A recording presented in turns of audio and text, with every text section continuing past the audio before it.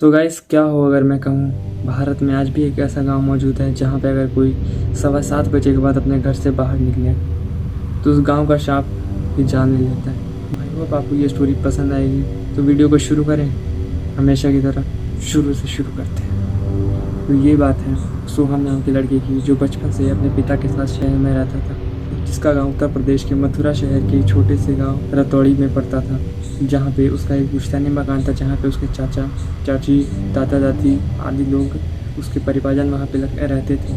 पर क्योंकि वो गांव शापित था, इसलिए सोहम के पापा ने बचपन में ही सोहम को वहाँ से लेके शहर में चले गए ताकि उनके बेटे को कुछ ना हो।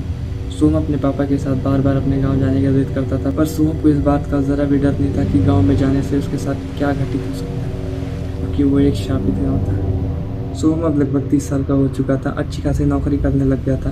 एक बार उसे अपने बिजनेस ट्रिप के लिए दिल्ली जाना था। वो दिल्ली अकेले ही गया, बिना किसी के साथ। रास्ते में वापस आते समय उसने सोचा कि क्यों ना अपने गांव चले जाए, क्योंकि इससे अच्छा उसके पास मौका नहीं था, क्योंकि अगर दोबारा वो अपने घर चला गया तो उसके पापा उस इलाके में उसे कभी जाने नहीं देते। सोहम ने इस बात का फ़ायदा उठाया और गूगल मैप में रतौड़ी गाँव को सर्च किया, पर गूगल मैप में रतौड़ी नामक कोई गाँव ही मौजूद नहीं था। सोहम ने सोचा कि अब क्या किया जाए, तो उसने पूछते पूछते आखिरकार रतौड़ी गांव का पता लगा लिया और वो रतौड़ी की ओर चल दिया। रास्ता काफ़ी लंबा था। जाते जाते रोहन को शाम होगी। वो शाम के 6:30 बजे अपने गांव रतौड़ी में जाके पहुंचा। गांव में पहुंचते उसे बहुत ही अजीब फील हुआ, क्योंकि गांव में कोई भी इंसान नज़र नहीं आ रहा था। गांव की एक बहुत अजीब बात ये थी कि उस गांव में हर घर में 2 दरवाजे थे, एक बड़ा दरवाज़ा, एक छोटा दरवाज़ा, जिसमें से छोटा दरवाज़ा हर घर का खुला था। उसने इन सब बातों को इग्नोर किया और वो अपने घर की ओर चला गया। उसने देखा कि उसके घर में भी एक बड़ा दरवाज़ा और एक छोटा दरवाज़ा है, जिसमें छोटा दरवाज़ा खुला है। उसने सोचा कि इस छोटे दरवाजे से जाना ठीक नहीं रहेगा, मुझे पहले खटखटाना चाहिए फिर अंदर जाना चाहिए। तो उसने अपने घर के दरवाजे को खटखटाया, पर किसी ने कोई आवाज़ नहीं सुनी। उसने सोचा कि कोई आवाज़ नहीं सुन रहा है, मुझे इस छोटे दरवाजे से अब अंदर जाना होगा। वो उस छोटे दरवाजे से घर के अंदर घुसा और उसने दरवाजे को अंदर से लॉक कर दिया।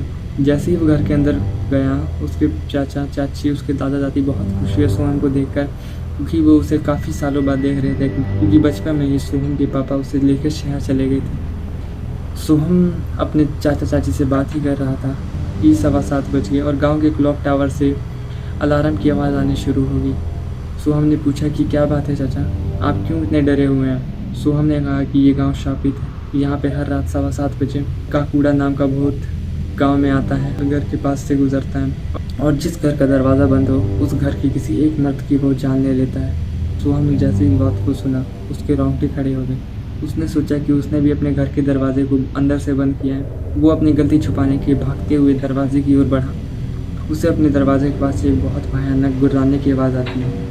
कुछ देर बाद गुर्राने की आवाज़ बंद होती है। सोहम ने सोचा कि चलो अब जल्दी से मैं दरवाजे को खोल देता हूँ, कि वो शापित शक्ति का शिकार मैं ना हो जाऊँ।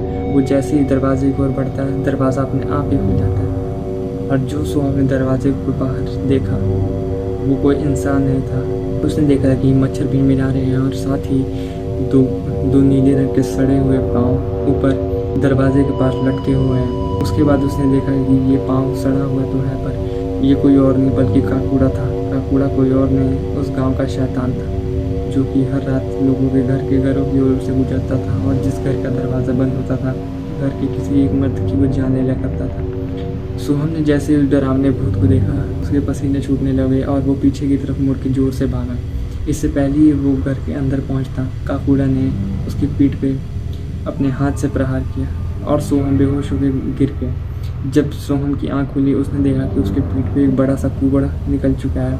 गांव वालों ने कहा कि अब सोहम की अब उल्टी गिनती शुरू हो चुकी है। अब सोहम आने वाले अगले 13वें दिन इसकी मृत्यु हो जाएगी।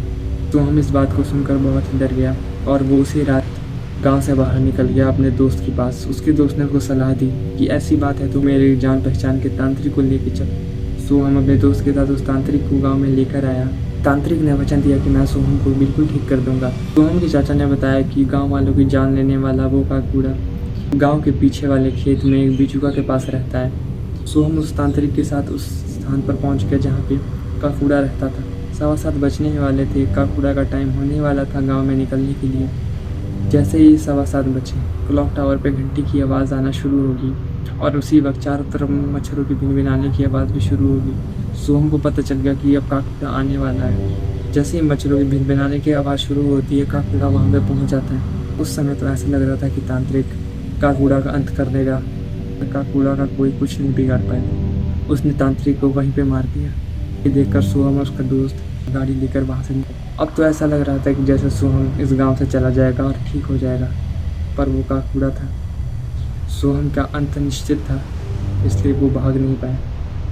गांव से बाहर निकलते ही गांव की सीमा को पार कर रहे थे, वहीं पे काकूड़ा रास्ते पे ही खड़ा था और उसने सोहम के दोस्त को वहीं पे मार दिया और सोहम को वहाँ से वो अपने साथ लेके चला गया। उसके बाद हर शाम 7:15 बजे काकूड़ा सोहम के साथ गांव में घूमता था और उसके हर दरवाजे पे पटकता था। ऐसे करते करते 12 दिन हो चुके थे।